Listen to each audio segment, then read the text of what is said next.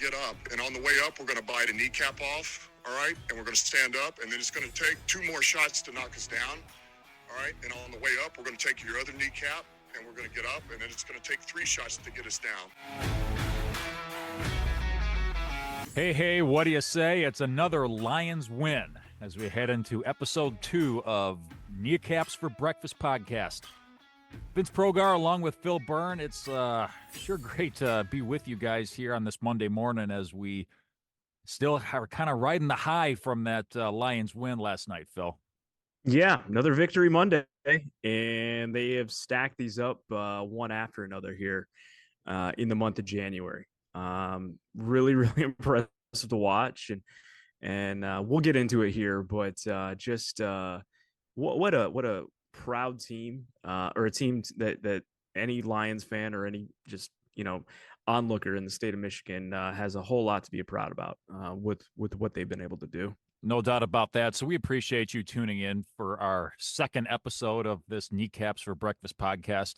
We had a lot of fun the first, that pilot episode last week, just kind of riding that feeling from the wild card victory over the Rams, and didn't quite know what was ahead with the division round against the Buccaneers. But big win for the Lions, 31-23 over the Tampa Bay Bucs. And what we want to try and do moving forward here on Kneecaps for Breakfast is kind of get the ball rolling here, kind of get the, juices flowing here on this one. And segment we want to call First Bites. So let's kind of use this go around to kind of get our initial reactions from the game. And Phil, it was a different venue for taking this one in. You watched this one from home this time around, so you kind of got to analyze it from a different perspective.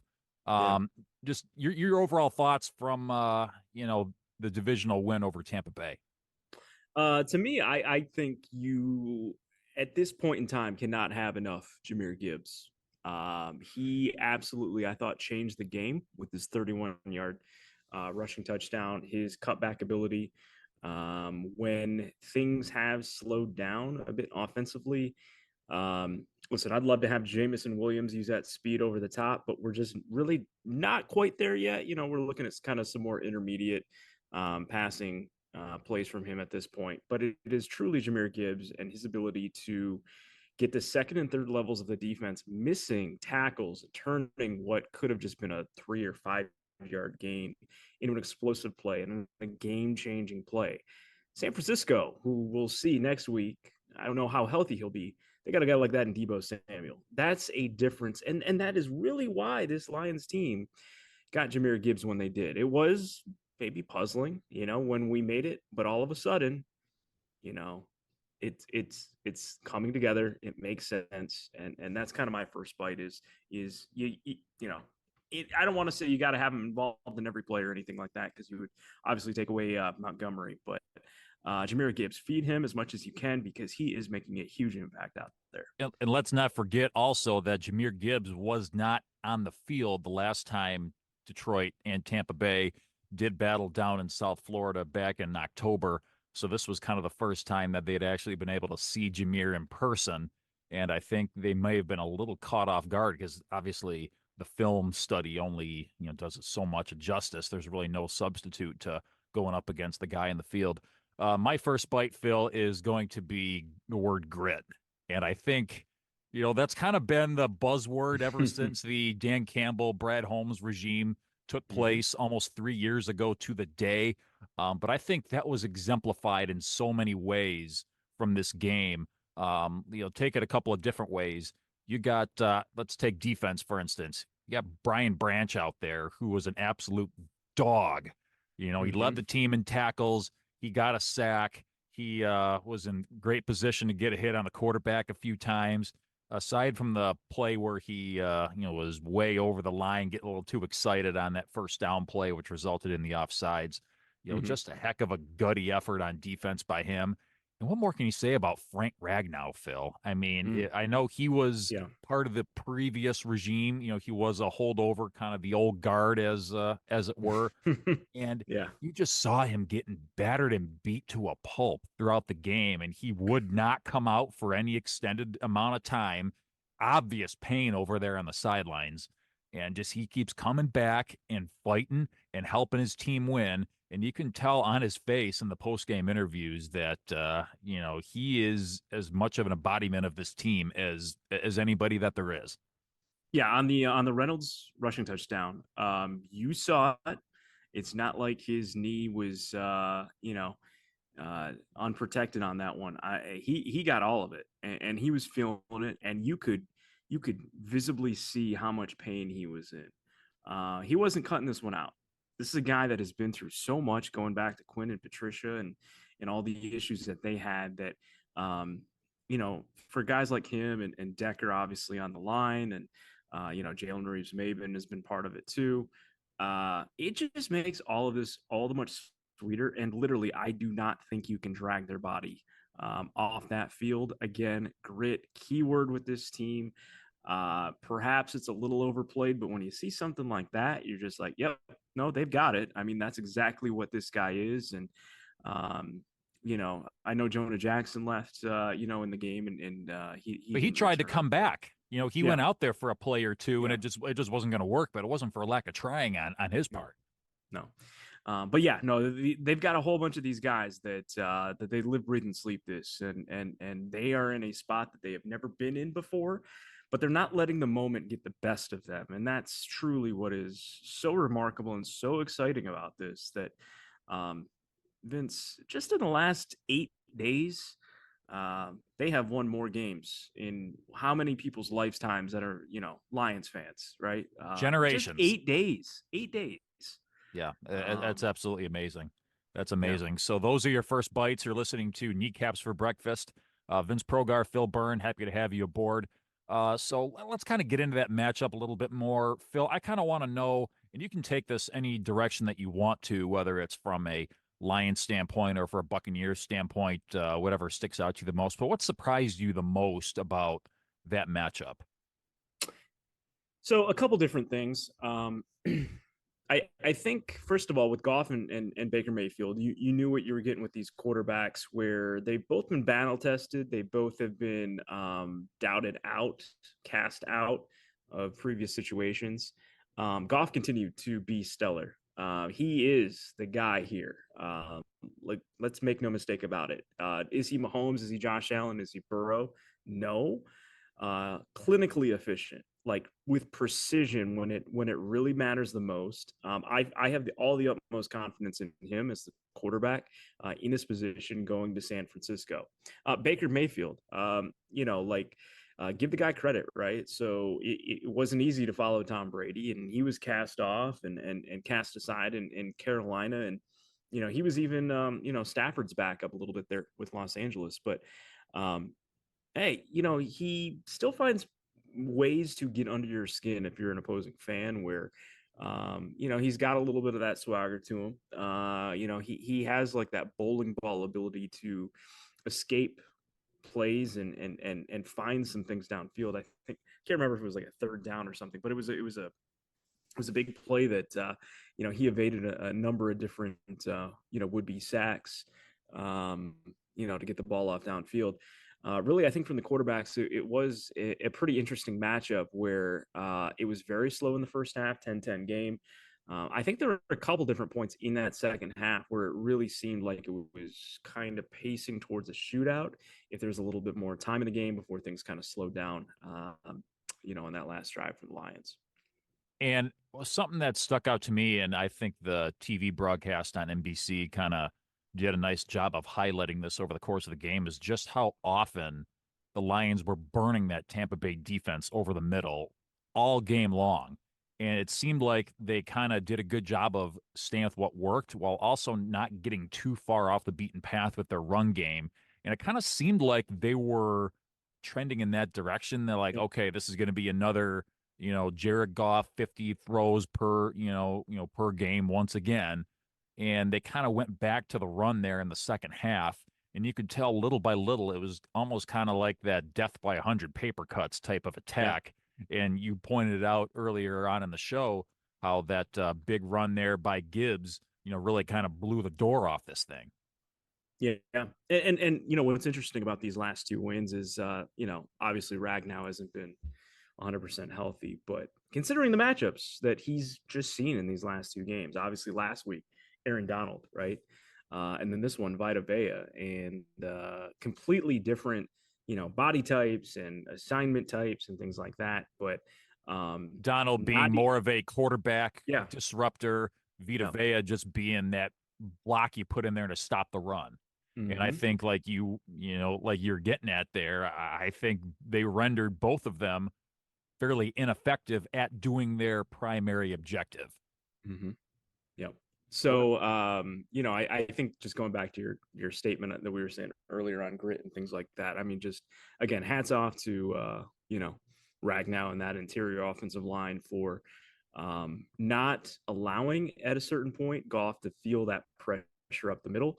I did feel like Goff was protected really, really well throughout the game. I mean, obviously there were a couple plays that he kind of had to get rid of it, but I don't think it ever got to a point where you just felt like he was having to escape and run away, for his life or anything. So credit that offensive line for giving the offense the anchor that it needed. So what are your thoughts as far as, obviously, the bit has been, Dan Campbell versus Dan Gamble for, Mm. the last little bit here. So we talked about it last week, how you didn't really have to, go too far into the Dan Gamble book a week ago. And really, it was kind of the same this week. There's really that Yeah. one fourth down play where I think everybody at home was like, all right, Dan, you got to go for it. And sure enough, that's what happened. Meanwhile, on the other side, Todd Bowles opting to go for two there, which would have made it a 7-point game. Ultimately, they didn't wind up getting that 2-pointer. So now you're down Mm-hmm. 8. Where's your head at when it comes to, analytics over everything else? So I think a couple different things. I think if you just look at pure situation football, I think if you look at kind of the scenario that you're in, and then also I think there is a huge impact of these type of play calls when you are at home and when you are on the road. Um, I feel like the majority of this, at least for the second half of the year, um, these Dan Gamble calls, if you will, have come on the road as opposed to at Ford Field. And I think part of it is like in the last two games, Lions came in as favorites and expected to win and take care. And I don't think there has been um, that over need to force anything in there. I think going back to the Rams game, I think one of the differences in that game was the Laporta touchdown at the back of the end zone on fourth down. That's basically the one play that I can really think of through these last two here that we've seen that Dan Gamble element. But yeah, no, I quite honestly, like, I think it's setting up nicely that probably that game next week in San Francisco, that's where you're going to see that a little bit more. If that's going to get the Lions into a good situation that they're going to need, just because I'm sure every drive, especially on the road and with all the offensive weapons that the Niners have, that's it's going to be really, really big. What's your thoughts on the play calling? I was kind of doing some perusing through social media over the course of the game, and it seemed like Ben Johnson was catching a lot of guff for, maybe calling too tentative of a game. Would you agree that maybe the play calling was a little subpar, or do you think that was more or less the two teams kind of feeling each other out and maybe trying to get a little bit of traction organically there? I think I can see where they're coming from, but you still had the Ben Johnson staples in there, right? You had the Brock Wright, reception, which they ran back from the Jets game from last year, that worked so well with him. They can go for a Um, touchdown, but that was still big in the moment when it happened. yeah, yeah, and I think he still has these wrinkles that I don't know if it's like a lull the defense to sleep kind of situation, but I think the other thing too is just when the Bucs blitz rate, I think you kind of have to be a little bit more cautious maybe with what the play call is going to be. Um, it was kind of strange that, of course, you start the game with a 3 and out, and then I think what the first offensive drive, I think in the third quarter too. I think Yep. Yep. we had a 3 and out as well. Yeah, so those are things that we really just can't have, next week in San Francisco, but we were able to escape with it today. Um, you know, some of it is we had the Gibbs explosive run. Montgomery has been a little bit bottled up here lately. And I think when the offense has been at full, you know, full cycle and just really kind of going on all cylinders here is when both running backs are interchangeable and you could seemingly rip off a 20-yard run at any point in time. The line is banged up right now. That just might not be an option, right? They're playing through it. They're playoff stingers and their injuries and things like that. So, we'll have to see. I don't think maybe some of the route trees and things like that were in the passing game was maybe as creative as we've seen and have gotten accustomed to. But no, hey, Ben Johnson's Ben Johnson for a reason. Every once in a while, he'll come back on that fifth or sixth or seventh play where you're like, "Yep, nope, that was a great play call." So, um, again, and part of it too is like, obviously they want to win the game and not do anything crazy, but I just feel like Dan Campbell in an NFC Championship game with Ben Johnson, right? And Ben Johnson has all these interviews lined up. I don't want to say they're holding something back for that game against San Francisco, but I would love to know what is on that play sheet for that game. I'm sure there's some wild and wacky trick plays, some crazy bootleg kind of stuff. Anything, probably a lot of, JMO or Jameer Gibbs involved things where you're using their speed in certain situations. Um, be on the lookout for a couple of those things next week. Now, I want you to take that thought right there and bottle that up, because when we kind of do our little preview of next week's game Yeah. between the Lions and 49ers, I'm going to come back to that point. Okay. Because I think that's going to be pretty key. But to kind of wrap things up from the Buccaneers game, so you obviously were at the game against the Rams, took it in on the television this time around. How did that crowd appear to you over the TV? I mean, you've been to more Lions games recently than I can keep count of. Yeah. Just from your perspective, watching it on TV, just how cool was it to see it depicted in that manner? So I think the best way to think about it is like if you're at a concert and it's loud, or you're at a game and it's loud, you're just at some point once that sound builds up and you're just kind of you know in the mix with it. It just kind of plays at like this steady pace of that's just how loud it is. I truly though, and I've rewatched the Rams game a little bit, and then obviously watched the game live today. It is so loud. It is so loud, and it comes through that. Hey, it could be the second quarter and be a third down, and it is as loud as it would be in a goal line scenario, 4th and 1, where you need a play to win the game.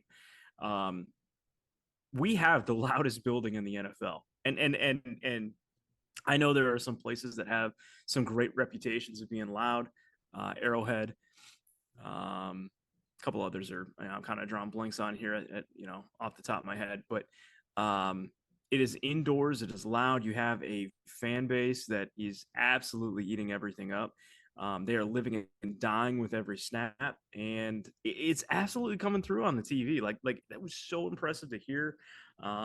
So I tip my cap to everyone in attendance today. Like you made a difference. You really did. Do you remember? And what's ironic about this is that Mayfield actually, threw a nice outlet route to the tight end for a first down, and so that kind of dampened the mood just a little bit. But they had Seven Nation Army going in the background, and you got 66,000 people all in unison chanting along to the Seven Nation Army. That's enough to send chills up your spine. It really is. It really is. And hey, I think the Lions PR has done an awesome job with bringing the celebrities back and everything. But and listen, I love Eminem and seeing him at the game. Jack White being a Detroit native, can we get him at like the start of a fourth quarter or something to just literally plug a guitar in and just do a couple strings of Seven Nation Army. I mean, you want to get chills. I That's how mean, you if get we can get chills. Kirk You know? Cousins in Minnesota shirtless, banging on a drum before the game, certainly we can get Jack White to come out Yeah. of the woodwork and just start Yeah. strumming on a guitar Yeah. going into the third and fourth. I mean, you know how Yeah. in Pittsburgh they got the Oh, what's the stick song they song. do the Yeah. yeah, you know what I'm talking about. I'm Mm-hmm. completely Mm-hmm. blanking on it right now, but the Renegade by Renegade, that's it. Sticks. Yep, Yep. Renegade. Yep. That's got we got to get a little bit like that, between the third and fourth quarter, but Uh-huh. Uh-huh. I digress. So you're listening to the Kneecaps or Yeah. Breakfast podcast. Vince Progar, Phil Byrne. Happy to have you along with us. Our pilot episode was a big hit. We had people locally tuning in. We also had people, from Omaha, Nebraska, and beyond checking us out. So we really appreciate the love so far. So we got the Lions 60 minutes away from going to the Super Bowl. I mean, those are words I didn't think I'd be Mm. uttering this season, but I can't say I'm upset about it by any stretch. Lions taking on the 49ers. It'll be a 6:30 Eastern time kickoff on Fox, live from Levi's Stadium. We'll have Kevin Burkhardt and Greg Olson on the call for that one, which means we get to hear it pronounced as Sam Laporta the whole game. But hey, if that's the worst thing that happens on Sunday, it'll be a pretty good night. So, your Mm-hmm. initial thoughts, Phil, as we head into the NFC Championship game on Sunday night? Yeah, as the season wrapped up, I think it became pretty apparent that the Chiefs, top to bottom, coaching staff involved, just really quality roster and a team full of experience. Brock Purdy, honestly, really was the big question mark throughout the season, just whether or not they would be able to achieve what they wanted to with him. And he played at a great level. And, he still has some little quirks here and there that remind you that, he was a seventh round pick. Um, but, uh, but yeah, he's going to be very formidable in that kind of situation. Um, and just George Kittle, on that offense and all the running back stables that they have. Debo Samuel, I think his injury is going to be one to really keep an eye on going into that game, just because of his versatility and what he brings. But at the end of the game, at the end of the day, I think next week's game is going to get decided. Offensive line of the Lions, defensive line of the 49ers. You got Chase Young, you got Joey Bosa, you've got Penei Sewell, you got Ragnow, you got Decker. We'll see about Not to Jonah mention you Jackson, got the Greenlaws and the Glasgow. Fred Warners and all that in Yep. that second level. That Yep. if they decide to crowd the line, then all of a sudden you're up against it. And I think it's going to be an all hands on deck game from the Mm-hmm. blocking system. If that Mm-hmm. means that you put Brock Wright in there as that extra blocker, you get Dan Skipper in there as an extra blocker. You expect more from maybe Laporta as a blocker or in pass protection, more so than being the receiving threat. I think it's definitely going to be an all hands on deck game for that offensive line and beyond. Yep. And as Will Muschamp during my time in Florida would always call it, it's good on good, or all like those coaches call it like that now. It's what your team does best versus what the other team does best. And hey, is that maybe the sexiest matchup on paper? No, right? Like, I mean, there are some absolute game breakers on both teams' offenses, but I think that's where the game's going to get decided. And obviously the Niners also have like Trent Williams on their line, and he'll be going against Hutch, but I think just if the Lions are going to have success and move the ball, it is again going to fall on that old guard of some of those guys on there and that offensive line. And hey, this is since we're in the NFC Championship game, like this is. I keep pinching myself here. I'm like thinking, okay, we're in the next round of the. Wait, no, you win this, you're the Super Bowl. You're getting interviewed by Terry Bradshaw in the Yeah. locker room. I mean, Yeah. it's Yeah. how cool is that? Yeah. You touched on Brock Purdy a few minutes ago, and I kind of see a lot of Jared Goff in the kid, to be completely honest. I mean, you got two completely opposite ends of the spectrum. You got Jared Goff being the number one overall pick. You got Brock Purdy being Mr. Irrelevant. So complete opposite ends of the spectrum. But I see a lot of parallels between the two of them. neither one is going to, blow the doors off of anybody as far as throwing the ball downfield. I don't think either one throws an amazing ball necessarily. I don't think either is prone to making a whole lot of mistakes. I don't Mhm. think either one is a major threat with their feet. But at the same time, I think both guys are just right for their teams right now. Yeah. Yeah, no, and credit Ben Johnson and the offensive staff of the Lions to really mold this offense around what Goff's strengths are and hide the weaknesses and um, I think the word that's you know, thrown out there is kind of high. They're both highly insulated within their offenses. yeah. Yeah, and I know it's been several years now, and I can't remember where the stats line up, but Amon-Ra St. Brown really is Goff's Cooper Cup back for when he was in the Rams system back in the day. And then with Purdy, it's Kyle Shanahan has really done a very nice job of getting the most out of these quarterbacks. Jimmy Garoppolo, when he was the quarterback, pretty limited. I know he's always a 100 out of 100, with the ladies for his looks and things like that. But if we're talking pure quarterback skills, I think he had some warts in his game, but they used him to their best ability. And with Brock Purdy, I think it's a case of like you've got a guy who's eager to prove himself, and he just was willing to learn and eat up what Shanahan had to offer him. And again, he's got some awesome weapons to play with too. He's got an awesome tight end. He's got stable running backs. He's got a very versatile threat. I mean, in a lot of ways, the Lions and 49ers, maybe not in terms of like the years in the NFL, they have some very similar weapons as far as skill sets. When you Absolutely. do take a deeper look at it. So, And man, that's what's kind of it's funny is like, I don't believe there's any parallels between who's on the Lions coaching staff no. versus anybody from the Kyle Shanahan, Mike Shanahan coaching tree. Mm-mm. I don't think there's any parallels as far as that goes, but you I said it, guess, Phil. I mean, yeah, that's there's a lot of parallel there, particularly on offense. You got, yeah. idealistically similar quarterbacks. You got a team that prefers a power run game with, obviously with the Lions, David Montgomery, and Christian McCaffrey. What more can you say about him? The career he's Mm-hmm. had, start to finish. And obviously the Lions work a little bit in there with Jameer Gibbs. You touched on it earlier. The 49ers are same with Debo Samuel. You got a couple real dynamic guys in the passing game, a couple of Iowa tight ends. I think there's a lot of similarities there between, what each brings to the table on offense. Yeah, the only thing I can think of that would be the connective tissue, I guess, would be like Sean McVay back when him and Shanahan were on that Redskins staff, or yeah, I guess they were the Redskins staff back in the day.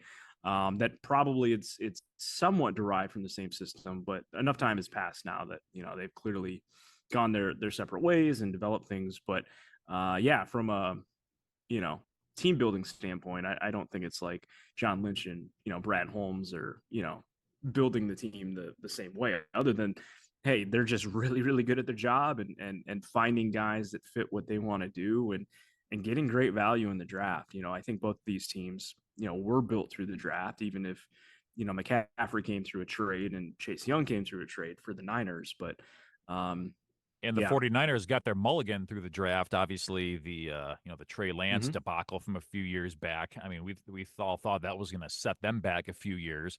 And what do? They find their quarterback of the future, the very last pick in the draft last season. So it Yeah. just goes to show that it doesn't always have to be free agency that takes care of a lot of those missteps there. I want to go back to a point that you made a few minutes ago about how this is going to be a empty the bag, burn the boats kind of Mm-hmm. game coming up here. And you could argue that it's been this way from the very beginning. You could say that the Rams game was the Lions Super Bowl.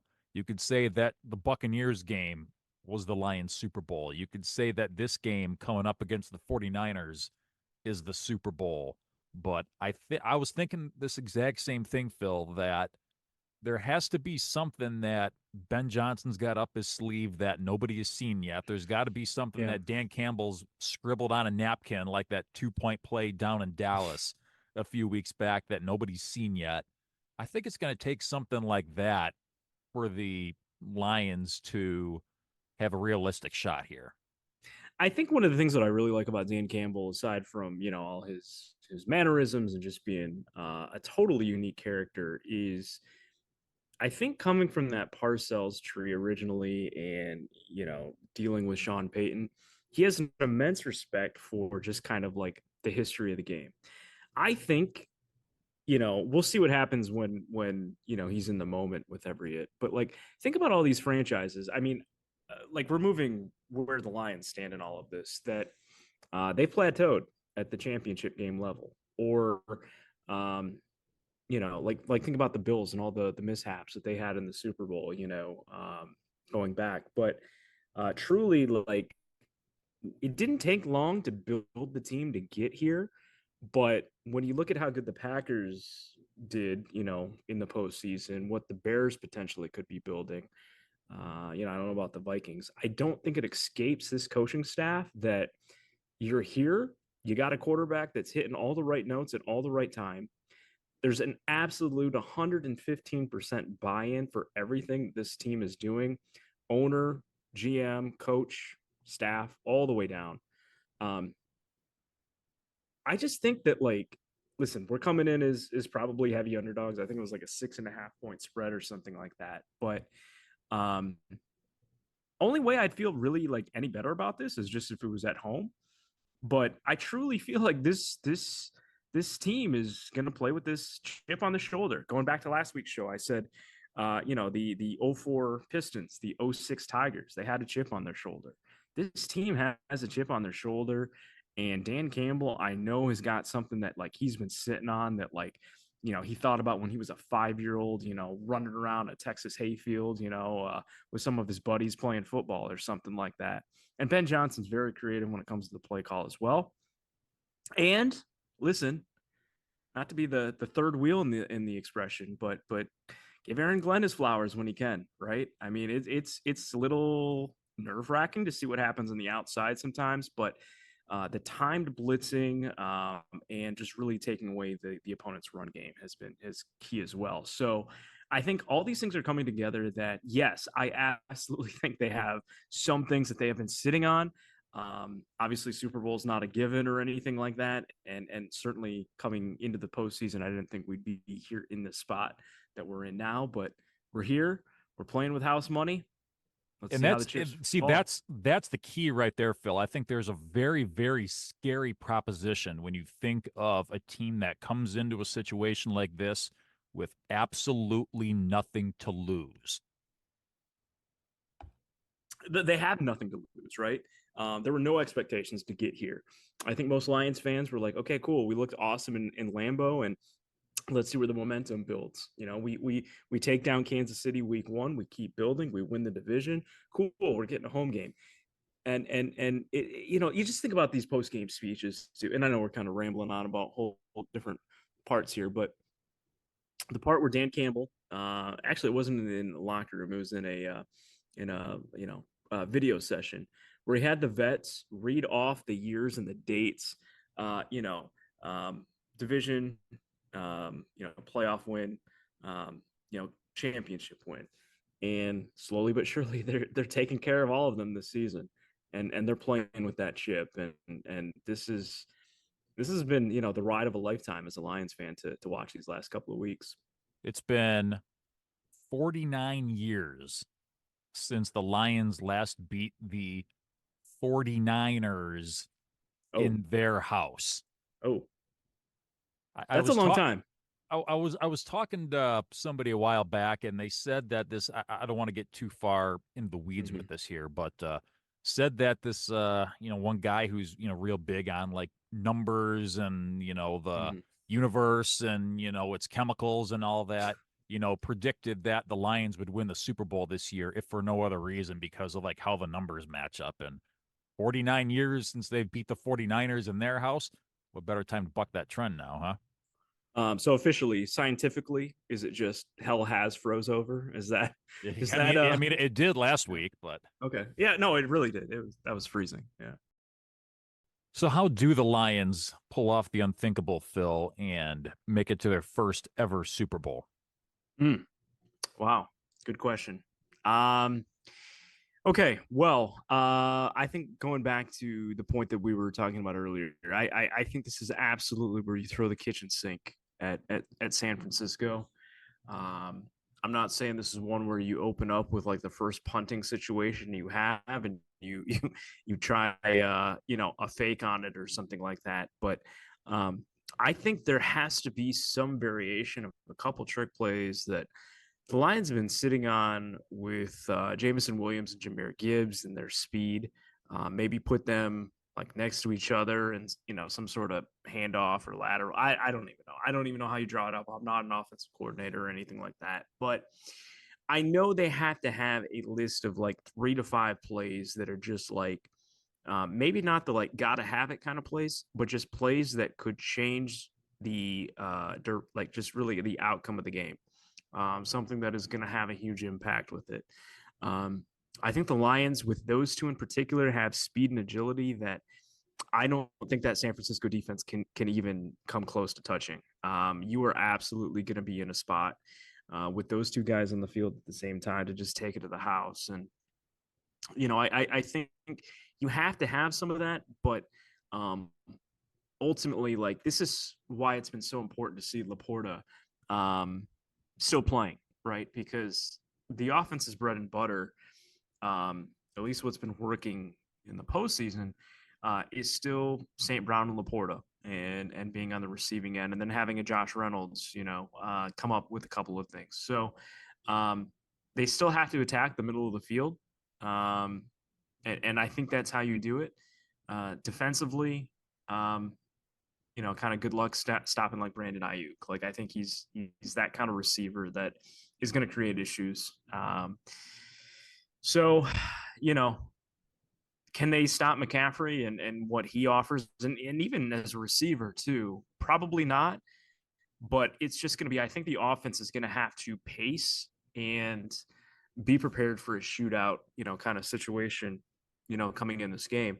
Um, I think one thing that is kind of interesting to keep an eye on is, they didn't really get much impact from it today, but I do know earlier on the Dan Campbell regime, they were when the Lions would win the coin toss, they would defer and kick off in the second half, and I want to say it was the Chicago home game where Chicago came out and scored right away, and just Lions really got into a dogfight with the Bears, and I think they've been much more aggressive in terms of like wanting to get off to a hot start, and that is so important. Out on the West Coast, you don't want to be behind 7, 10, 14, by the end of the first quarter, because at that point, you could throw everything you got at them, but it's just going to make it that much more difficult. So fast start, really using your speed on offense when you have it, and just giving them everything you got.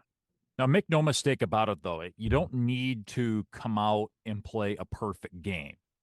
What you do need to do is you need what you do pull off to be perfectly timed. And I think that's going to go a long way. Your trick plays or your Dan Gambles or your safety blitzes or whatever the case may be need to be executed at the right time. And I think from a offensive standpoint, I think it's going to come down to a lot of utilizing, like you said, picking your spots in those situations the right way perfectly. I think Goff is going to need to do a good job of playing clean football, turnover-free football. I think with the front seven that San Francisco has, I think getting the ball out of his hands quicker than later will be to his benefit. I think the longer Goff actually keeps the ball in his hands, the higher the likelihood that something's going to go south. Obviously, you want to be able to establish the run, and you do want to get your chunk plays that you know how to do going as well. I think They gave up in the Green Bay game. They gave up like a 50-yard run to Aaron Jones. So that just Yep. goes to show they can, they can give one up in the run game if need be. I think Green Bay also burned them for 3 or 4 big plays in the passing game. So it's not completely out of the question that the Lions, can't go out there and pop a few and, get on the right side of things early. From a defensive standpoint, obviously, we spent some time talking about the front seven of the 49ers.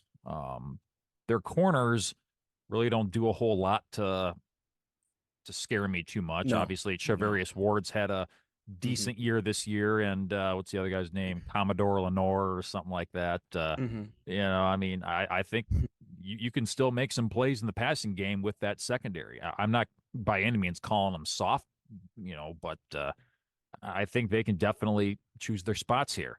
Looking at the Lions defense, yeah, I think we're pretty much resigned to the fact that you got to pick one guy on the other team's receiving core and just go into it with the understanding Hmm. that he's going to get his today. In the Buccaneers game, it was Mike Evans, and who knows if Debo will be healthy enough for next week. So you got to understand that somebody's going to get theirs in the passing game. Um, the Lions still have not, to my knowledge, given up a 80-yard or more rusher the entire season. Is that still Hmm. correct in your estimation? Yeah, no, that is correct. Yep. So obviously McCaffrey is a phenomenal running back, but they've faced some solid running backs this year, and they've largely been able to keep them from being overly explosive in the run game. So I think the blueprint is there. It's just going to take that second gear, I think, and doing everything timed just the right way in order to Yeah. come out on top in the Bay Area. I think one thing that the corners had their struggles, and I think it's so easy to just kind of put a blanket statement on the Lions secondary and say it could be better.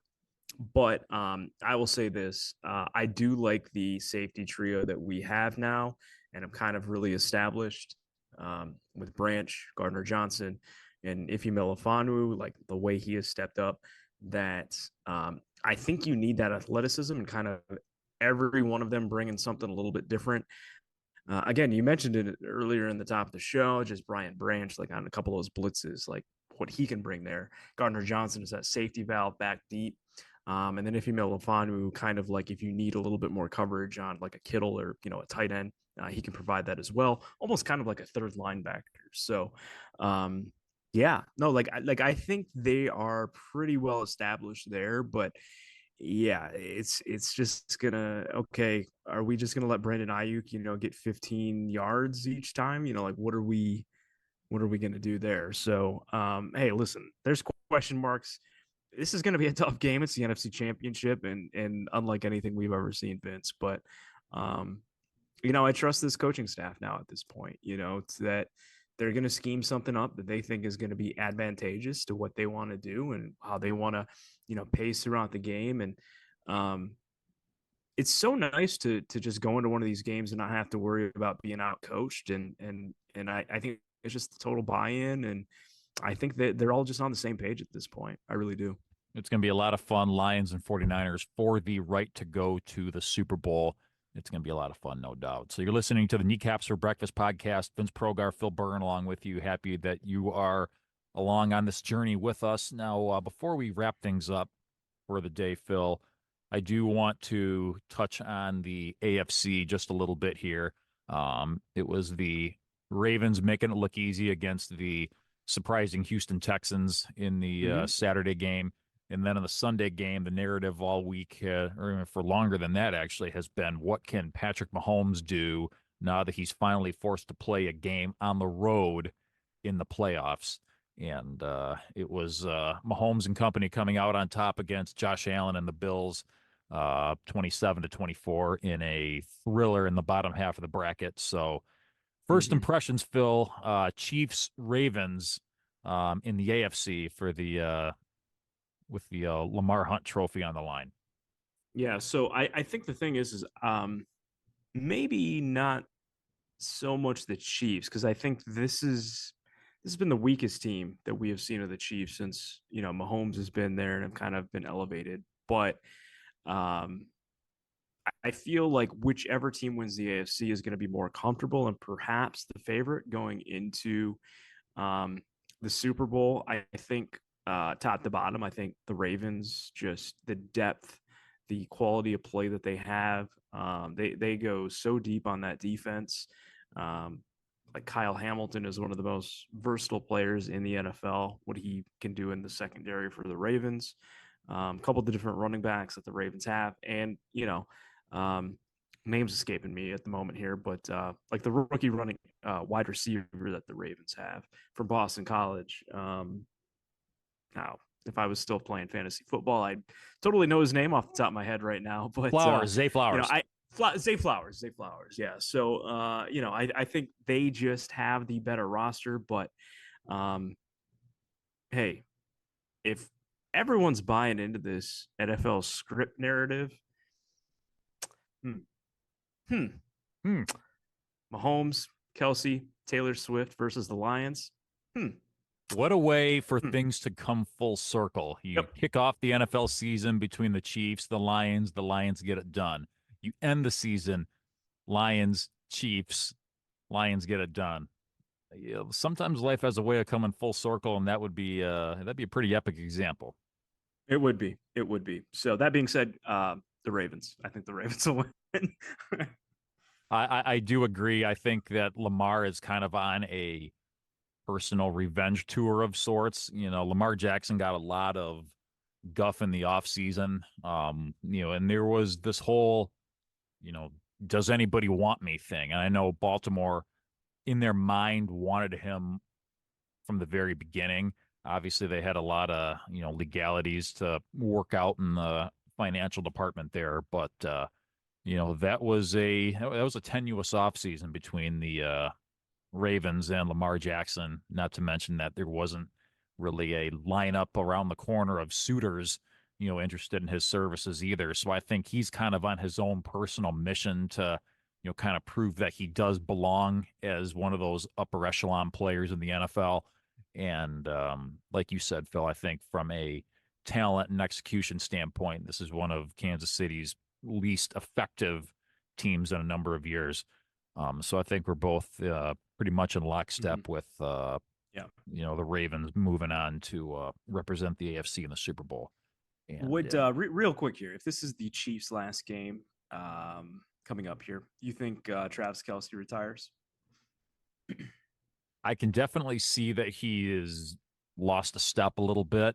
I think from a fundamental standpoint, though, I think he's got a little bit more in the tank. Obviously, his brother Jason Kelsey from the Philadelphia Eagles called a career just a few days ago.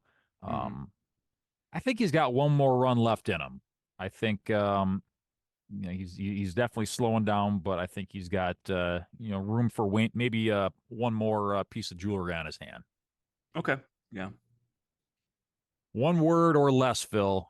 So I think we're both, like we said, in lockstep on the AFC. One word or less. Who represents the NFC in the Super Bowl? Lions. Lions. You can't do a Lions podcast and pick against your team. Come on now. So okay. So that was the one word. Let me just say this. Yes, San Francisco is going to be the betting favorite. If Deebo Samuel is not healthy though, and the Lions get off to a fast start, there is going to be so much momentum around the Lions.